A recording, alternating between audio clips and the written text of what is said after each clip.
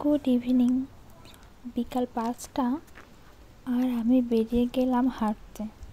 চলুন আজ আমি আপনাদেরকে আমাদের কলোনিটা ঘুরে দেখাবো।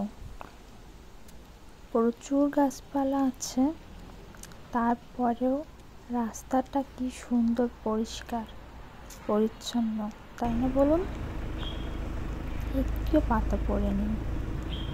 রাস্তার দুপাশে গাড়ি পার্কিংয়ের জায়গা, কেননা এখানে প্রতিটি মানুষেরই একটি করে গাড়ি আছে।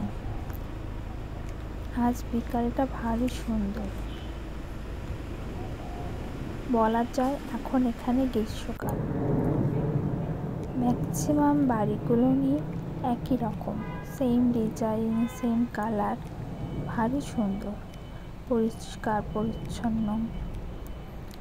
প্রতিটি বাড়ির সামনেই কিছুটা জায়গা থাকে, তারা তাদের ইচ্ছা মতো ফুল গাছ লাগায়। আর বাড়ির পিছনেরটাই গ্যারেজ।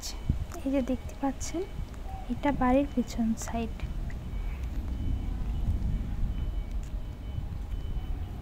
আর দুপাশে গাড়ি পার্কিংয়ের জায়গাও আছে।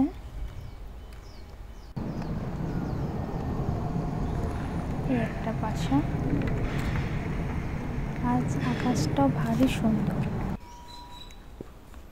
এই যে দোলনা দেখতে পাচ্ছেন, এখানে দুটো দোলনাও দেখা যাচ্ছে। এটা যদিও ছোটদের জন্য, তবে এখন এখানে ছোট কাউকে দেখছি না, তাই চলুন আমি নিজেই একটু দোলনা চড়ি। আর আমি আপনাদেরকে কলোনিটা একটু ঘুরে দেখাই। বিকাল হলেই সবাই তাদের পোষা ক্যাট ডগিকে নিয়ে ঘুরতে বেড়ায়।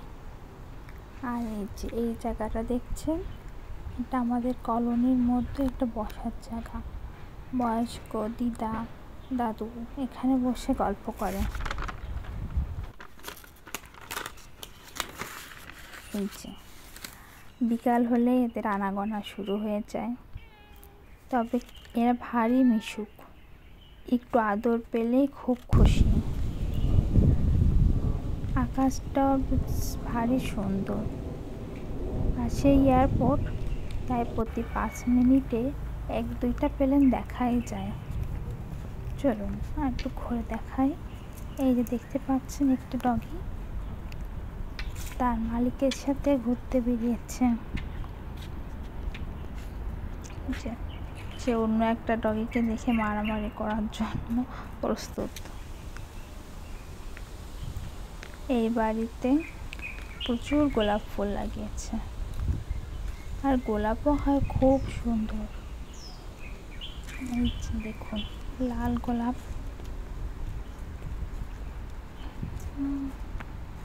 আর এই যে বাইরেই গেট। চলুন বাড়ি যাওয়া যাক। দেখুন এই একটা ক্যাট। সবাই এখানে ক্যাট ডগ খুব ভালোবাসে। দেখুন ক্যাট ফুড খাচ্ছে। এই যে আমাদের বাসা, এই বাসাটায় আমরা থাকি। তো চলুন আজকের মতো বাই বাই। কেমন লাগলো অবশ্যই জানাবেন। টাটা, সকলে ভালো থাকবেন।